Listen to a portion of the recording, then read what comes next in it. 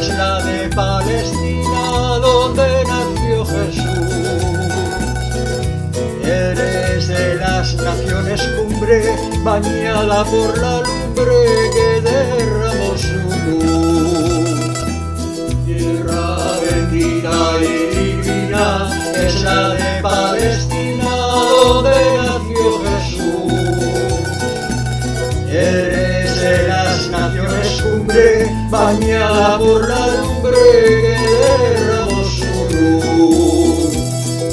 Eres la historia inolvidable, porque en tu seno se derramó la sangre, preciosa sangre, por todos los hijos de Dios. La sangre, preciosa sangre, por todos los hijos de Dios. Cuenta la historia del pasado, que en tu seno sagrado vivió el Salvador. Y en tus hermosos olivares habló a los millares la palabra de amor. Bendita y divina es la de Palestina, donde nació Jesús.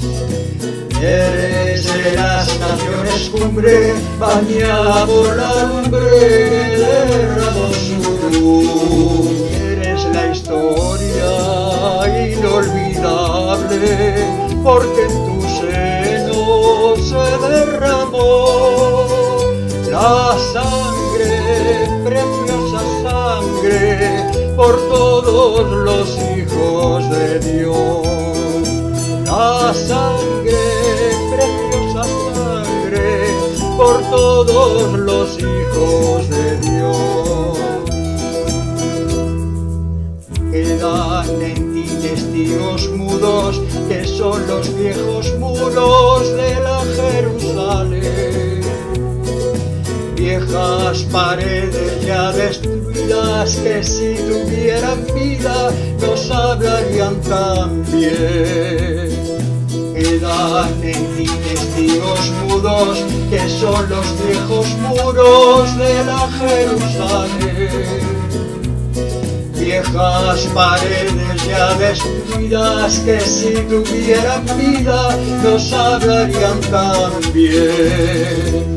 Eres la historia inolvidable, porque en tu seno se derramó la sangre, preciosa sangre, por todos los hijos de Dios.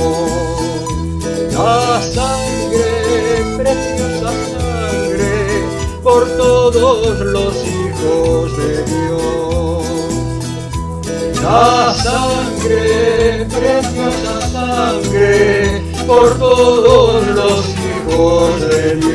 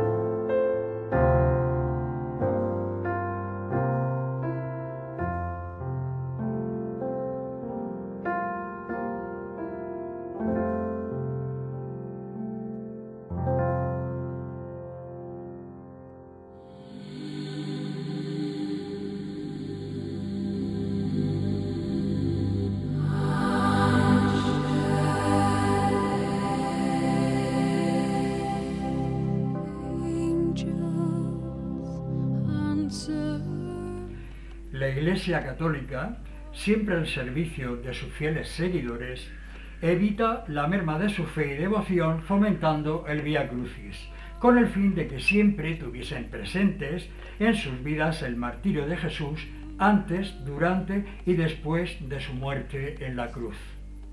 Conocidos por distintos nombres como el Vía Crucis, el Camino de la Cruz, Vía Dolorosa o Estaciones de la Cruz, es considerado como una de las prácticas de oración más extendidas en el mundo cristiano. Este consiste en la representación a través de imágenes de la pasión de Jesús, denominadas estaciones y que corresponden, según la tradición cristiana, a hechos reflejados en los evangelios. Para realizar el camino de la cruz es necesario tener en cuenta ciertos elementos físicos y otros de carácter espiritual. Los físicos pueden realizarse de pies, en rodillas, en solitario o en grupo, y se necesita una Biblia, un rosario y las imágenes de la pasión de Jesús con las que imaginar su dolor y su martirio. Los espirituales, pues tener principalmente disposición, la fe y la seguridad en Jesús. El Vía Crucis consiste en pasar por cada una de las estaciones, deteniéndose ante ellas durante unos minutos para meditar y reflexionar sobre la crucifixión de Jesús, su sufrimiento, su amor y su resurrección, al tiempo que podemos revisar sobre nuestra propia vida, recapacitar sobre aquellas cosas y meditar en las que no obramos de acuerdo con los mandamientos de Dios. Para saber de sus orígenes y de su historia nos remontaremos en el tiempo hasta la Jerusalén del siglo IV, en la época del emperador Constantino, donde se cuenta que María, la madre de Jesús, visitaba cada día los lugares donde ocurrió la pasión de su hijo para orar en ellos. Fue entonces cuando los peregrinos que acudían a dicha ciudad también comenzaron a utilizar dichos lugares para orar también, siempre con la misma intención. No se conoce la fecha exacta ni cuándo surgieron las estaciones tal y como se conocen hoy, ni tampoco la concesión de indulgencias en los peregrinos, aunque probablemente fueran los franciscanos los encargados de tal menester, ya que el Papa Inocencio XI en 1342 concedió la custodia de los santos lugares, así como de elegir las estaciones en sus iglesias. Aunque no olvidemos que uno de los grandes padres latinos de la Iglesia, San Jerónimo, el traductor de la Biblia en latín Vulgata, publicada en el siglo IV de la era cristiana y declarada en 1546 en el Concilio de Trento por la Iglesia Católica como la Biblia auténtica y oficial para la Iglesia latina, hasta la promulgación de la Neuvulgata en 1979 como texto oficial de la Iglesia Católica.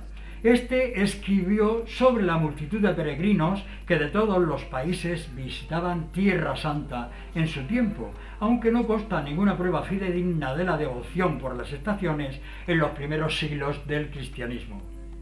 Hubo una cosa curiosa durante el periodo de la Edad Media, y fue que todas las estaciones sobre la pasión del Maestro que se publicaban en distintos lugares no mencionaban la segunda, Jesús carga con la cruz, ni la décima, Jesús es despojado de sus vestiduras. Sin embargo, algunas de las que hoy no aparecen entonces eran de las más comunes, como el ecce homo, he aquí el hombre. A partir de los siglos XV y XVI se erigieron estaciones en distintas partes de Europa, sobre todo por aquellos que regresaban de Tierra Santa, tanto en conventos como en algunas iglesias, algunas en forma de capillas, pintadas con escenas de la Pasión, aunque también las hubo representadas por pequeños lienzos enmarcados en cornucopias doradas o por simples cruces, tantas como estaciones se consideraban en aquel momento. Fue el inglés Guillermo Way, tras sus varias visitas a los santos lugares en 1458, aunque no fue hasta 4 años después, 1462, cuando mencionara las 14 estaciones, aunque solo 5 de ellas se sigan utilizando hoy en día. Creo que hay información suficiente para satisfacer a los estudiosos, incluso a los curiosos del tema, con la que quedarán más que satisfechos, aunque antes de acabar esta pequeña disertación sobre el camino de la cruz, o Vía Crucis, quisiera decir que en nuestra historia reciente hubo un nuevo cambio de las estaciones bajo la autoría del Papa Juan Pablo II, donde éstas fueron revisadas y actualizadas con momentos del Nuevo Testamento, añadiéndole una más referente a la resurrección de Jesús. Por lo tanto, al día de hoy son 15 las estaciones que forman dicho Vía Crucis. Personalmente quisiera resaltar y hacer una profunda e íntima reflexión sobre el gran amor de Jesús hacia Dios, nuestro Padre, amar a Dios sobre todas las cosas, por la generosa aceptación de la misión encomendada, así como la entrega y el sacrificio del Maestro, hasta dar su propia vida, por sus hermanos, los hombres, las humanidades todas de este planeta Tierra. Ama a tu prójimo como a ti mismo. Huella que dejó impresa en sus maravillosas enseñanzas, con las que trazar el camino y la meta a conseguir por cada uno de los hombres y mujeres de nuestra actual y azarosa sociedad.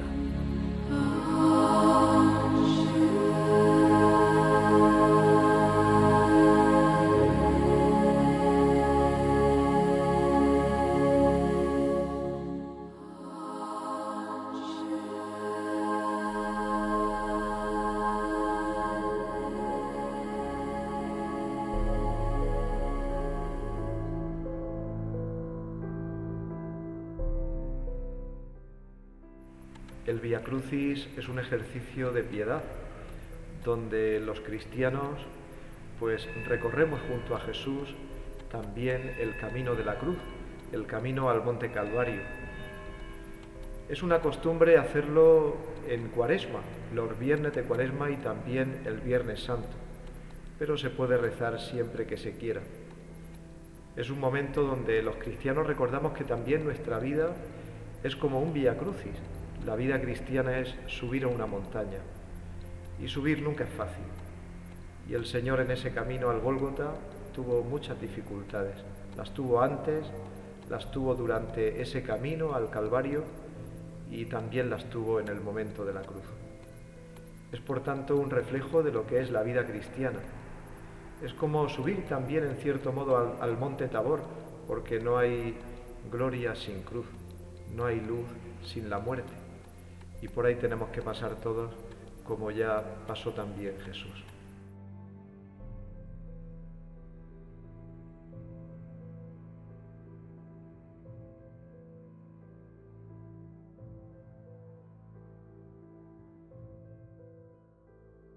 ¿Y cómo revivir este Vía Crucis, este camino de Jesús en el Calvario? Sobre todo en la parroquia, que es donde también se vive la vida cristiana. Es donde se pone en práctica la fe, porque la fe se aprende, la fe se celebra y la fe se vive. Pues aquí se celebra, como decía, normalmente aquí en esta parroquia y también en todas, incluso en el Vaticano, en los viernes de la Cuaresma y también especialmente el Viernes Santo. Muchas personas, tras la misa, aquí es la costumbre, se quedan a rezar el Santo Vía Crucis. Vamos recorriéndolo, parándonos en cada una de las estaciones del Vía Crucis. Nos paramos y recordamos cada estación en la que rezamos, leemos un trocito del Evangelio, el trozo que corresponde a ese pasaje del Vía Crucis, y hacemos una reflexión. Vamos acompañándolo también con cantos de piedad, especialmente cantos penitenciales, cantos de la Cuaresma. Así es como se vive siempre, acude pues un gran número de personas que quieren revivir junto a Jesús su muerte, su pasión y también su resurrección. Quiero recordar que en el Vía Crucis de Lourdes, en ese Vía Crucis que se hace por la montaña, donde hay unas figuras muy grandes que está representado, este Vía Crucis termina con la resurrección, con una tumba abierta.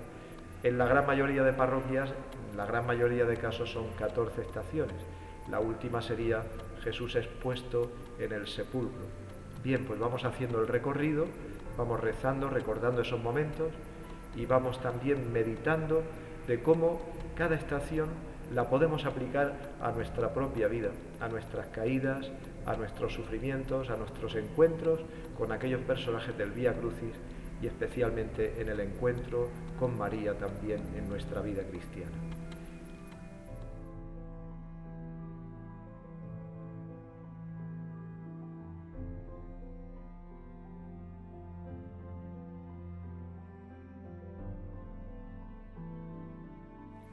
Si la fe cristiana se aprende, si la fe cristiana se celebra en los sacramentos en la Iglesia, igual que también se celebra el ejercicio del Vía Crucis, la fe hay que llevarla a la vida.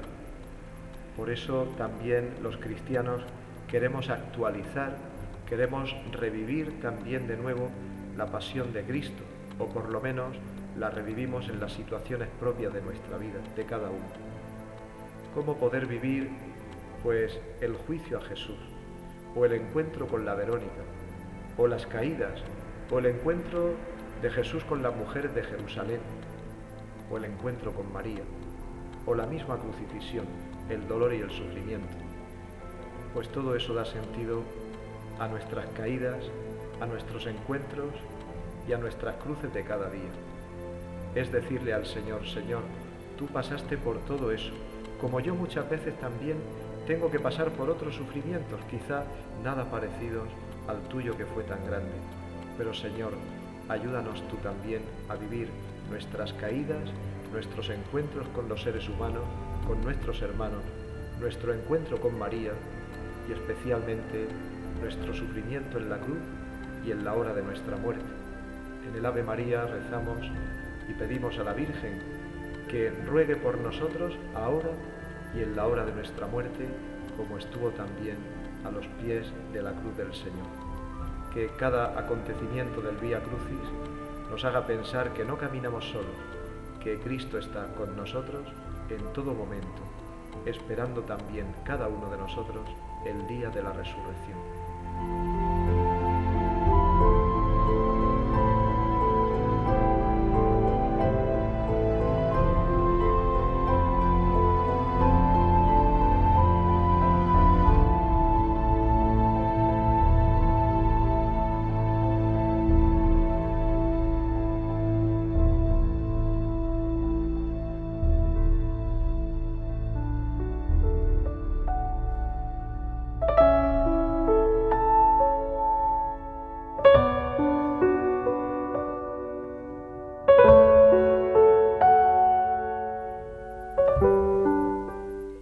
Vía Crucis contemporáneo.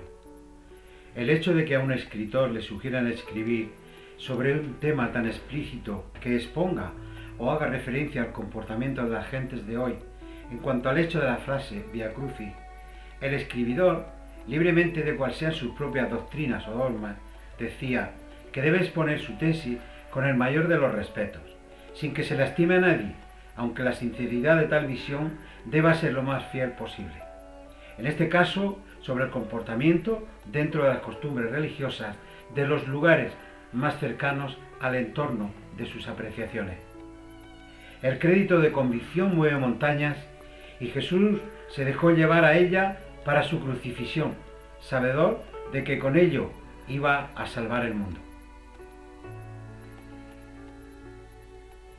Desde el siglo XII, la fe del hombre procesiona y sube hasta el Calvario cada año, para intentar evocar tan relevante entrega del Salvador. Influido o protegido por esa persuasión religiosa transmitida por el Padre, haciéndole capaz de tomar las más altas cumbres, aunque una vez en ellas únicamente haya hallado un mínimo de bálsamo a sus pasares. Eso sí, fortificando aquella esperanza que le ha llevado hasta esa meta asignada por Dios.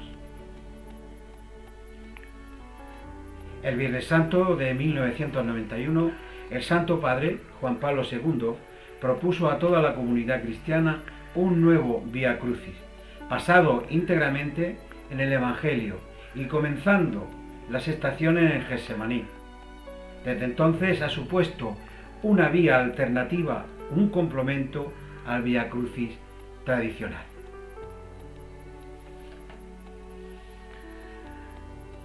Yo, autor, como cristiano, aunque no vea muy bien la imagen de la Santa Mujer, no me surgen muchas dudas importantes en cuanto a este nuevo Vía Crucis, divulgado por nuestro Papa, pero sí que creo que puede existir una diferencia muy desigual al Vía Crucis de aquellos que tuvieron y que hoy todavía asumen esa creencia por motivaciones muy fuertes, y que desde esta crónica o punto de vista les cataloga como sus nuevas 15 estaciones que han de soportar, sufrir y vivir en lo cotidiano de sus existencias, que sin tan siquiera pensarlo les hiere como algo que pudo ser entelequia y que les atrapa como si realmente fuera un deber resistir para continuar en este mundo que sin ton ni son impulsa hasta esos 15 grafías extremas, salvando el tiempo y distancia a perpetuarse en él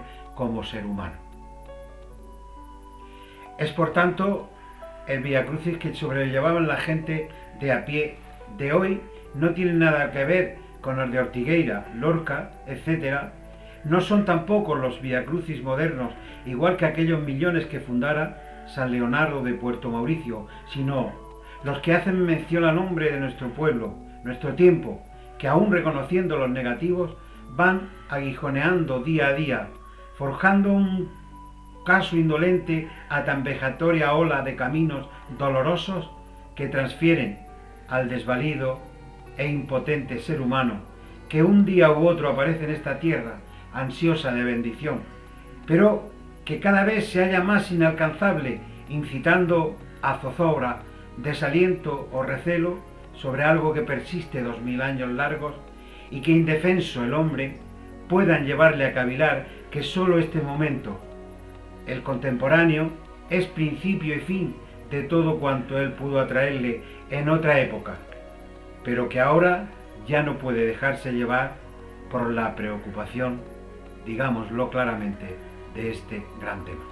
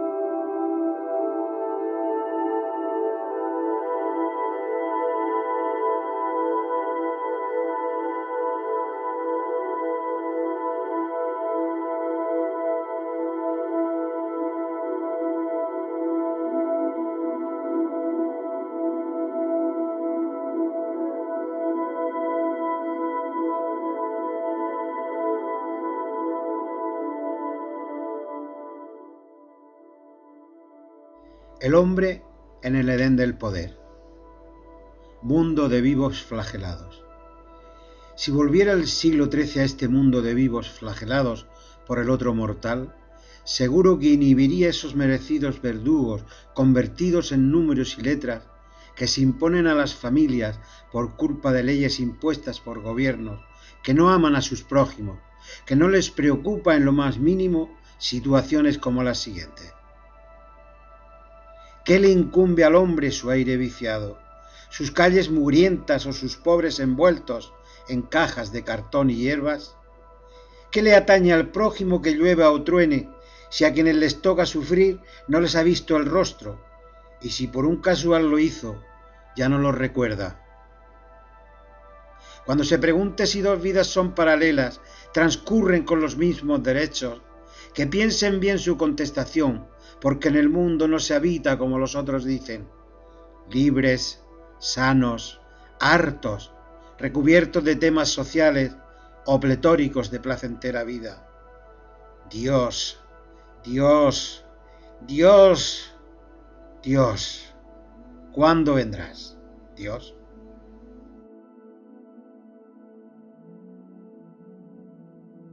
El prójimo engañado vive en la zozobra. Hoy, casi en todos los hogares, si el silencio es absoluto, nace la paz interior. Si quien lo rompe es el trinar de gorriones y caverneras, es Dios quien lo envía para provocar sosiego y el alma pueda permitirse volar por un mundo imaginario entregado a la concordia. Papá, este mes me han quitado la extra. Papá, no es segura la renovación de mi contrato de trabajo. Papá, ¿qué he hecho yo para recibir esto? ¿No será por mis 20 años de estudios? ¿O porque no he aprendido bien mi oficio? Somos 6 millones, más lo que arrastramos. Yo cumplo, se dirán otros, y ese ansiado silencio continúa masticando entre gritos desgarrados.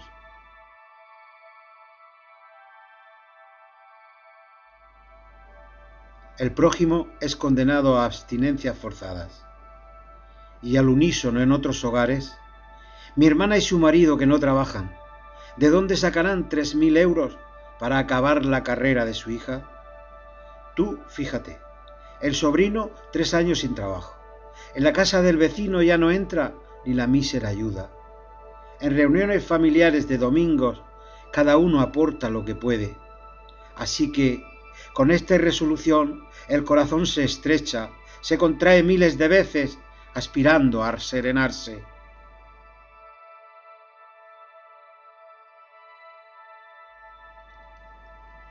En el prójimo se crea incredulidad.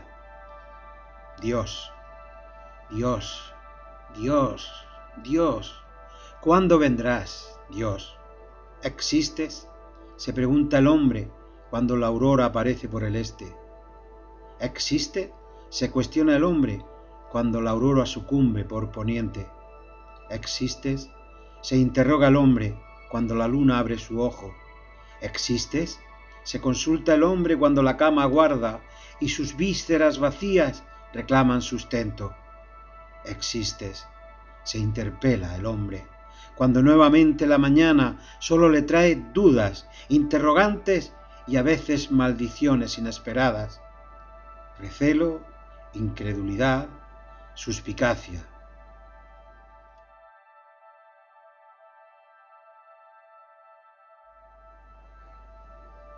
El hombre juzga a su prójimo.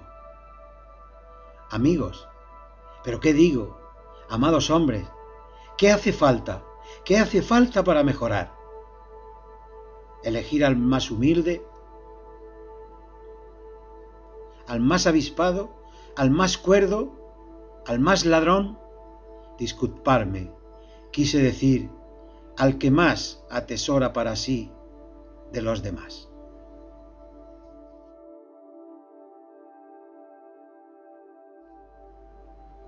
El prójimo flagela a su antecesor. Otra vez, interrogaciones. Abuelo, abuelo, ¿puedes ayudarme a cubrir mi hipoteca? Hijo mío, sí que bien quisiera, pero... ¿y nuestro calor? Luz, agua, la abuela, nuestras recetas.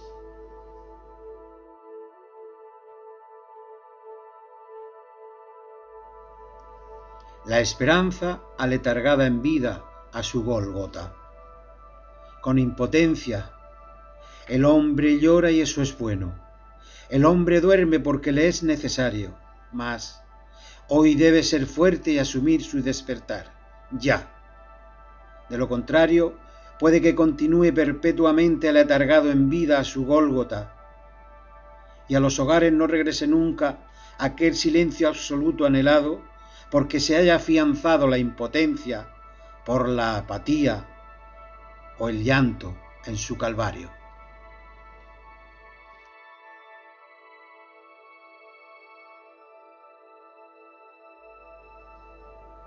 Ayuda del prójimo al semejante o en su caminar el prójimo encuentra nuevamente la duda y puede pensar: que tampoco es la bala quien mata, ni el hombre que la lanza, sino que es el sumar del mundo, porque calla, calla y calla. Mientras silban las pólvoras que vuelan obligadas a surcar vientos y tiempos, buscando una cruz fijada, y en cualquier punto entre la vida y la muerte, ella hiende, llega y estalla. Pero, ¿quién ayuda a la muerte? ¿Será el hombre, la pólvora o la bala?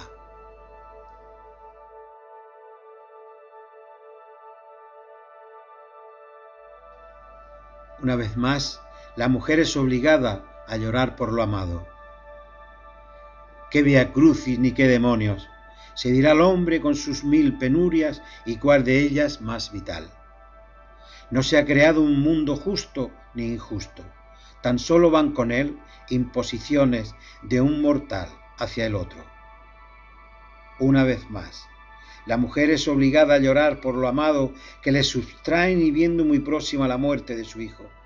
En esta estación, sí que tal vez, sin pensarlo, el hombre desde las aceras nota como un suspiro le sube ahogando su resuello al pensar que aquel que hacia él le traen, sí les hace remover el alma.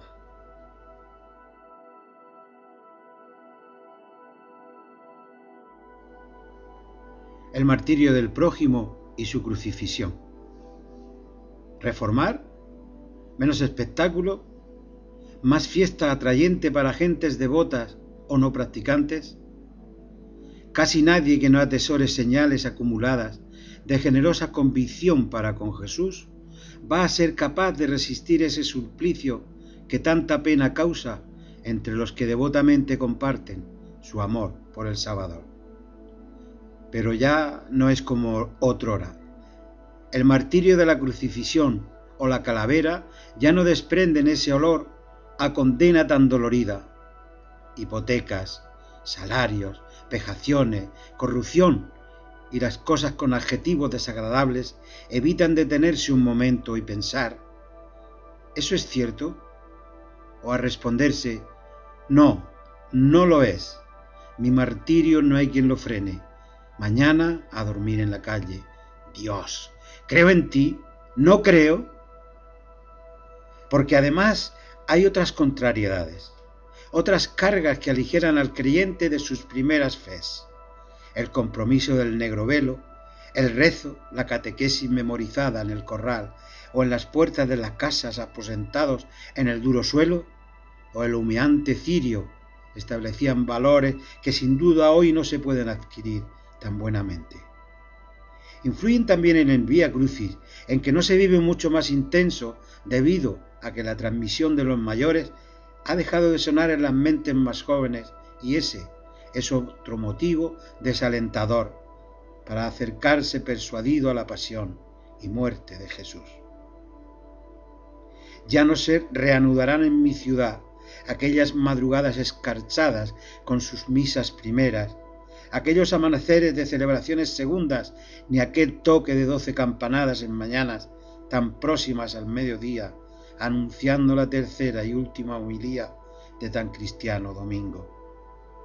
No retornarán, no, porque los tiempos cambian, las costumbres se pierden, la fe se disipa y las gentes marchan. Solo quieren sobrellevar su calvario.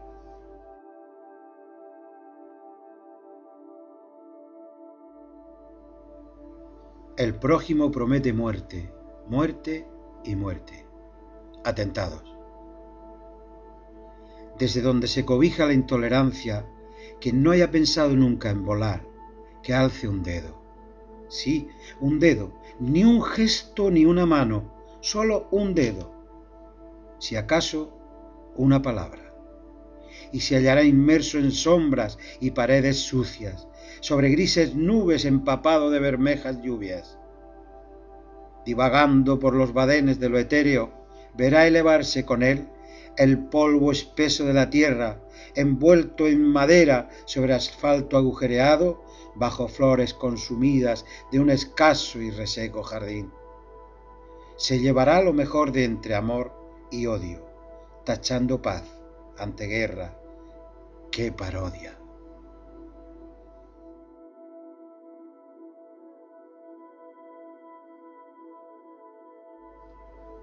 Llanto de María de la ilusión por malos tratos del hombre.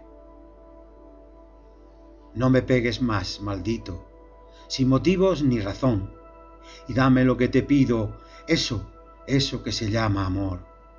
¿Qué culpa tienen los hijos de este constante calvario por acosos y maldades que llevo como un rosario? Déjanos vivir en paz, busca otro mundo allá afuera, antes que ellos y yo perdamos la vida entera. Cuando asentaron mi nombre, lo harían con mucho amor, pero debieron ponerme María de la ilusión.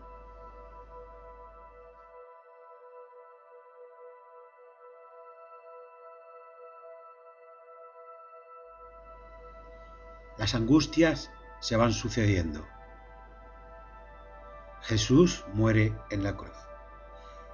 A medida que pasan los cursos, a pesar de su saber, no puede evitar nada. Las angustias se van sucediendo, quizá por entelequia relevante. El saber de un enfermo le altera. La visita al familiar o amigo en centro de salud le inquieta porque le obliga a la reflexión.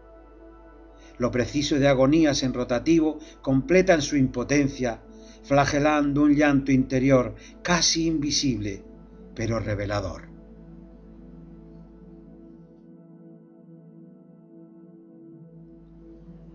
El poeta se acomoda en el pensamiento del prójimo y escribe.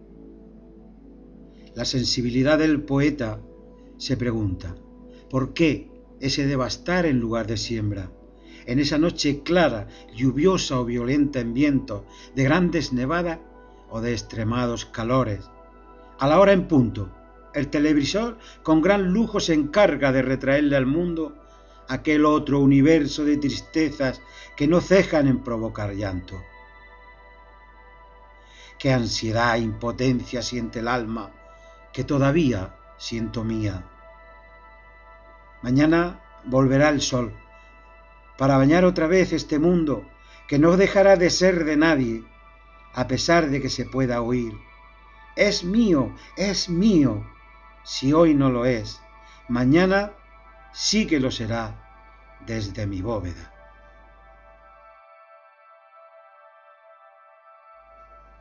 El hombre no deja de soñar, pero muy poco con su resucitar. Tú, hombre que subsistes, ¿crees que tus semejantes de hoy, en este coetáneo huerto pétreo y encenagado, tienen motivaciones y tiempo para pensar en el Hijo resucitado? No, posiblemente no sea necesario que contestes. La respuesta puede estar en la percepción del mortal que constantemente se puede preguntar: ¿por qué? ¿Por qué dejas agonizar así?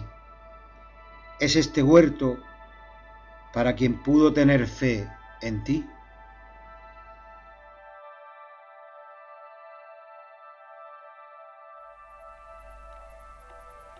Postdata en meditación. No es tan semejante una vida a la otra. La una bien vive, la otra intenta mal vivir. ¿Estará Dios en ambos desarrollos?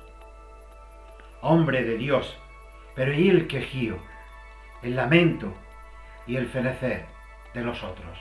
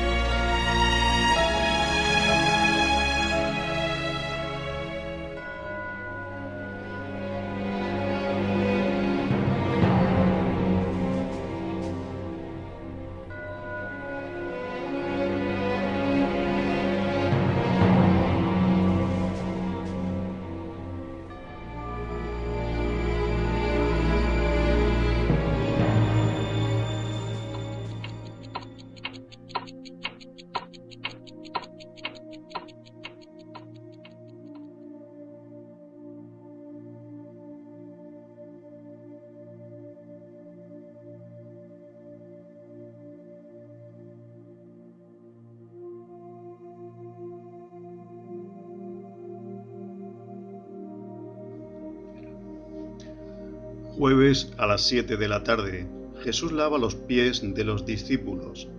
Cuando estaban cenando, se levantó de la mesa, se quitó el manto y se ató una toalla a la cintura. Entonces echó agua en una palangana y se puso a lavar los pies de los discípulos y a secarlos con la toalla que llevaba en la cintura.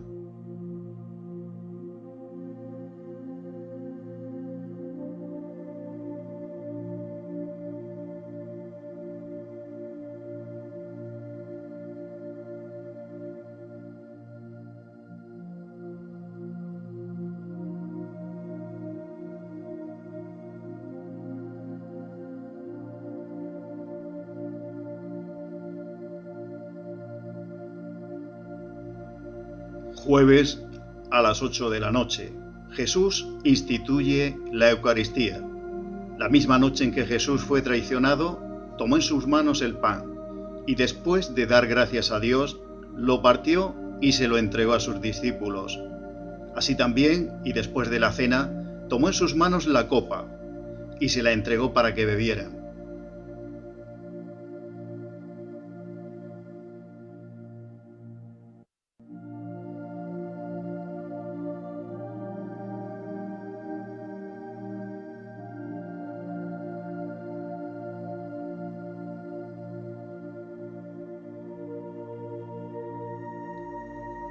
Jueves a las 9 de la noche, Jesús ora en el huerto de los Olivos. Entonces Jesús salió, y como era su costumbre, se fue al monte de los Olivos, y los discípulos lo siguieron. Al llegar al lugar, les dijo: «Orad para que no caigáis en tentación». Luego se alejó de ellos, como a una distancia de un tiro de piedra, y se puso de rodillas para orar.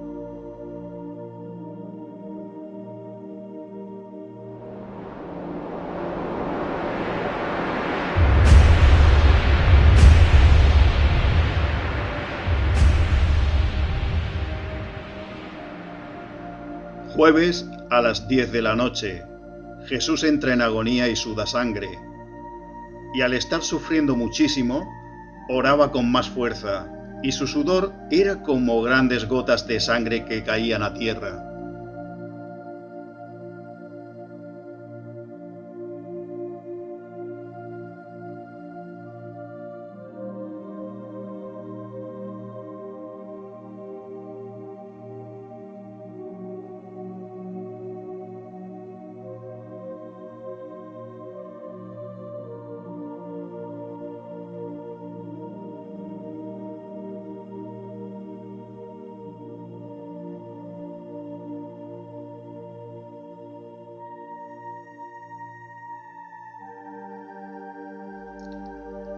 Jueves a las 11 de la noche, Jesús recibe el beso de Judas.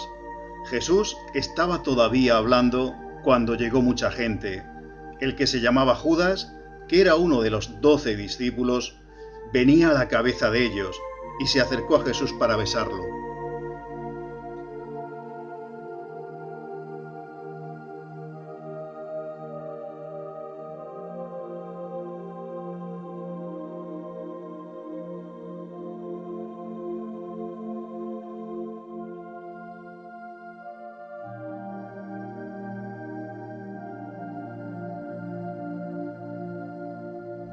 Jueves a las 12 de la noche, Jesús es preso y conducido a Anás. Entonces los soldados de la tropa, con su comandante y los guardias de los judíos, apresaron a Jesús y lo ataron. Luego lo llevaron a la casa de Anás. Anás era suegro de Caifás, el que ese año era el jefe de los sacerdotes.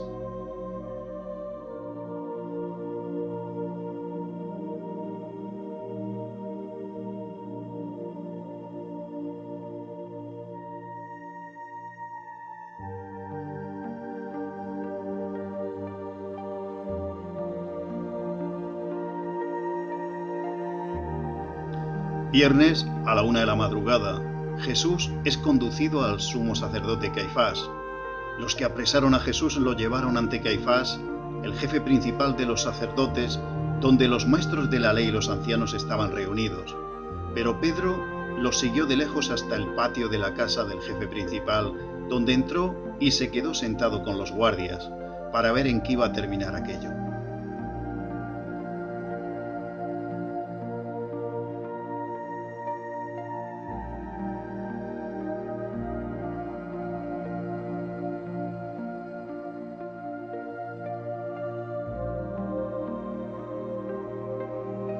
Viernes a las 2 de la madrugada, Jesús es calumniado. Los jefes de los sacerdotes, los ancianos y toda la Junta Suprema buscaban alguna acusación contra Jesús, aunque fuera falsa, para condenarlo a muerte. Entonces, el jefe de los sacerdotes se levantó y dijo a Jesús: ¿No contestas nada?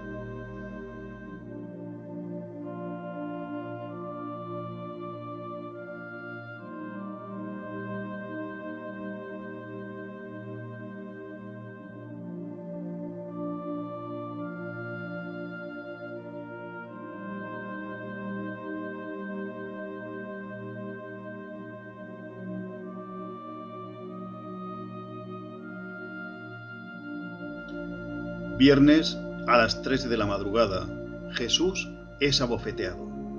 Entonces le escupieron la cara y le golpearon. Otros le dieron de bofetadas y le dijeron: Tú que eres el Cristo, adivina quién te pegó.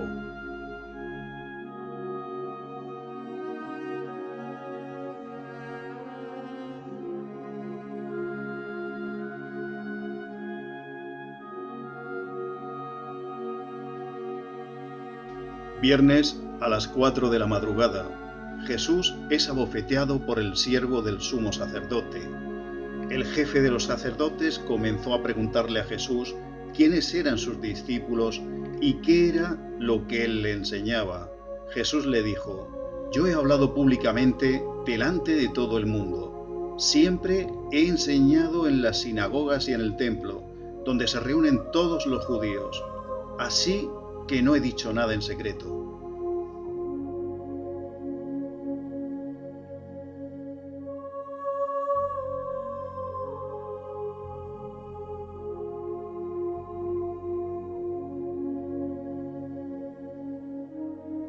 Viernes a las 5 de la madrugada, Jesús es negado por Pedro.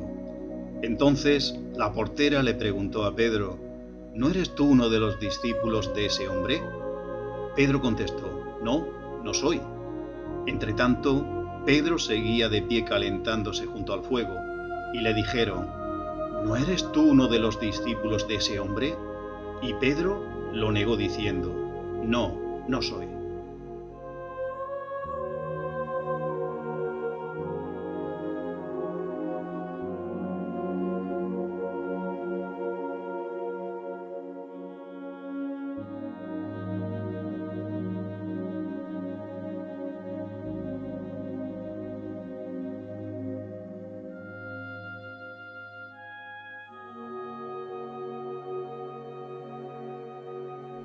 Viernes a las 6 de la mañana, Jesús es presentado al tribunal de Pilato. Llevaron a Jesús de la casa de Caifás al palacio del gobernador. Ya comenzaba a amanecer y los judíos no entraron en el palacio para no hacerse impuros ceremonialmente, pues entonces no podrían comer la cena de la Pascua. Por eso Pilato salió para hablarles y les dijo: ¿De qué acusáis a este hombre? Ellos le contestaron: Si no fuera un criminal, no te lo habríamos entregado. Entonces Pilato les dijo: Llevadlo y juzgadlo conforme a vuestra propia ley.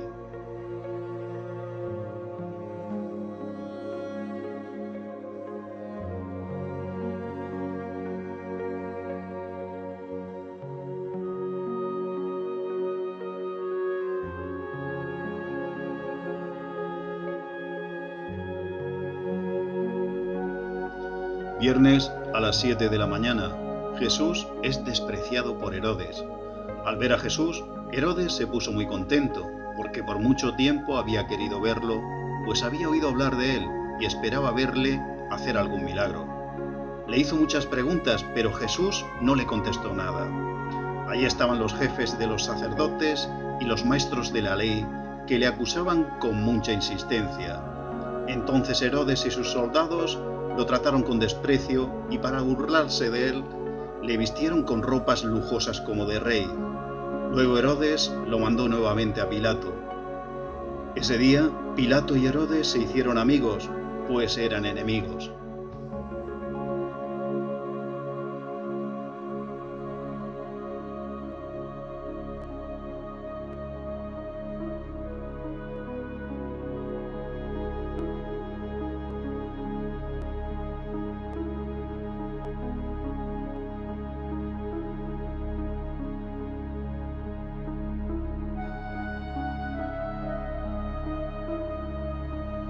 Viernes a las 8 de la mañana.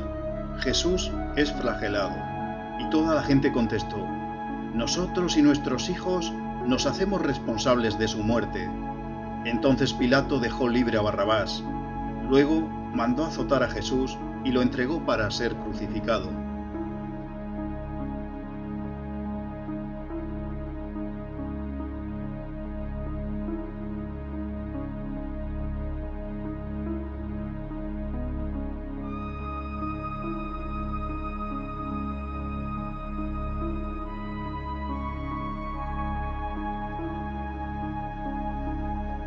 Viernes a las 9 de la mañana. Jesús es coronado de espinas. Los soldados pusieron en la cabeza de Jesús una corona tejida de espinas y lo vistieron con una ropa de color rojo oscuro. Luego se acercaron a él diciendo: ¡Viva el rey de los judíos! Y le daban de bofetadas.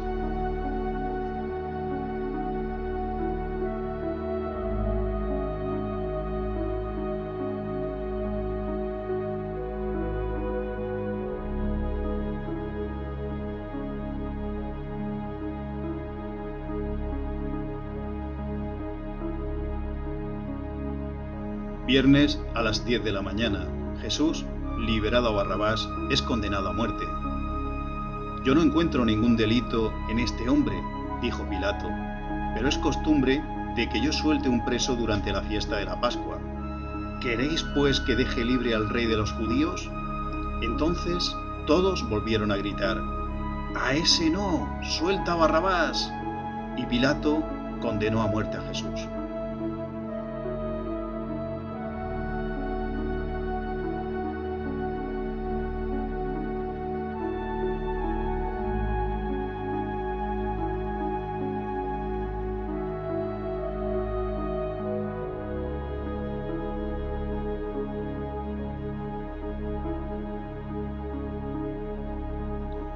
Viernes a las 11 de la mañana.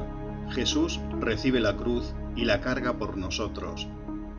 Jesús salió, pues, llevando su cruz para ir al lugar que llamaban la Calavera, que en hebreo se llama Gólgota.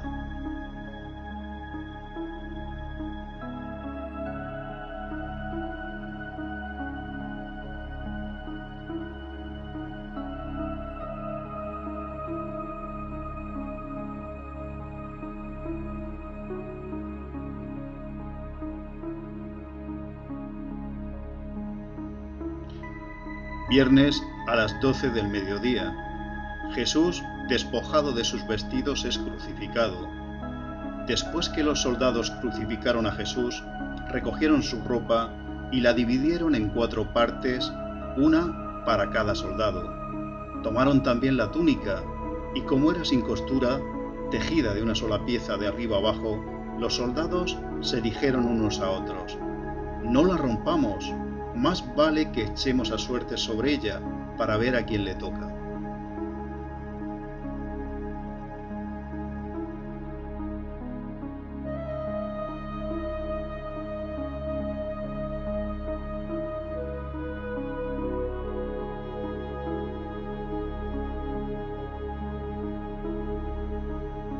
Viernes a la 1 del mediodía. Jesús perdona al buen ladrón. Uno de los criminales que estaba allí colgado le insultaba diciendo: si tú eres el Cristo, sálvate a ti mismo y sálvanos también a nosotros. Pero el otro reprendió a su compañero y le dijo: ¿no tienes temor de Dios, tú que estás bajo el mismo castigo? Entonces dijo: Jesús, acuérdate de mí cuando comiences a reinar. Jesús le contestó: En verdad te digo que hoy estarás conmigo en el paraíso.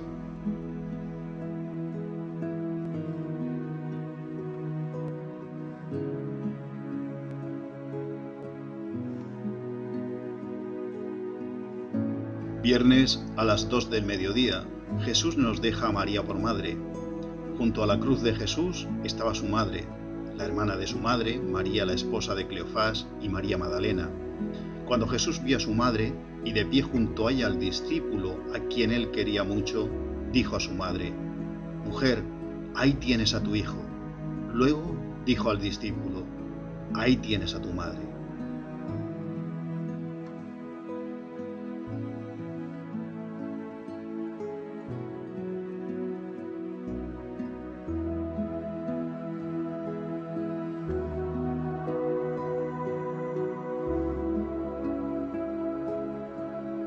Viernes a las 3 de la tarde, Jesús muere en la cruz. Pasado el mediodía, toda la tierra quedó en oscuridad, la cual duró hasta las 3 de la tarde. El sol se volvió oscuro y la cortina del templo se partió por la mitad. Entonces Jesús gritó: «Padre, en tus manos encomiendo mi espíritu». Y al decir esto murió.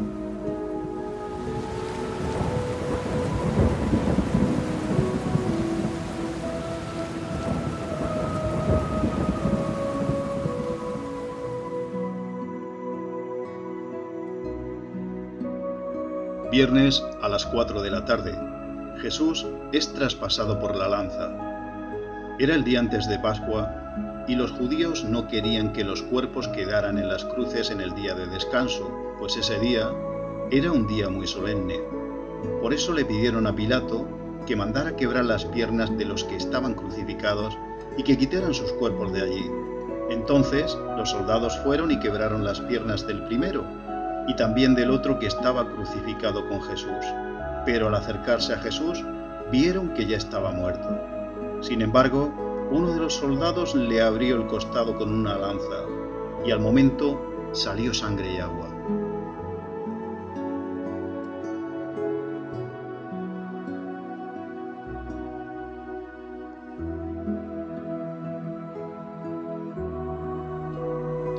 Viernes a las 5 de la tarde, Jesús, descendido de la cruz, es depositado en los brazos de María. Después de esto, José, el del pueblo de Arimatea, le pidió permiso a Pilato para llevarse el cuerpo de Jesús. José era un seguidor de Jesús, aunque en secreto por miedo a los judíos. Pilato le dio permiso y José fue y se llevó el cuerpo. También Nicodemo, el que antes había ido a hablar con Jesús de noche, llegó con unos 30 kilos de especias, una mezcla de mirra y aloes. Así que José y Nicodemo tomaron el cuerpo de Jesús y lo envolvieron con lienzos perfumados con esa mezcla, según la costumbre que tienen los judíos para enterrar a los muertos.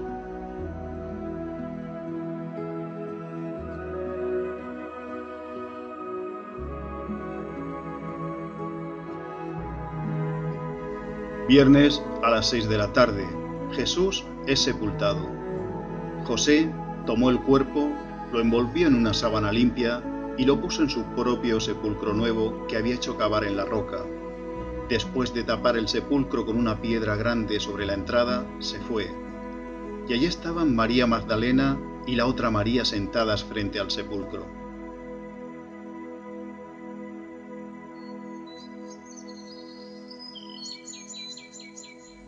Domingo a las 7 de la mañana, resurrección de Jesús.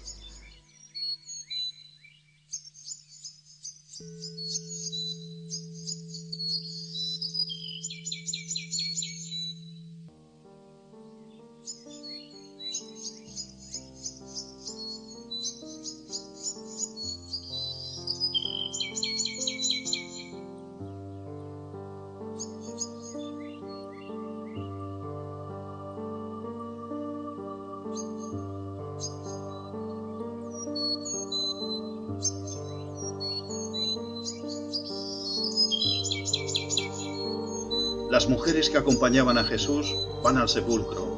Una vez dentro, no encuentran a Jesús. Después se le aparece a María Magdalena. Ella, tras hablar con Jesús, se fue a anunciarlo a los apóstoles. Los encontró mientras ellos estaban con sus compañeros de duelo llorando.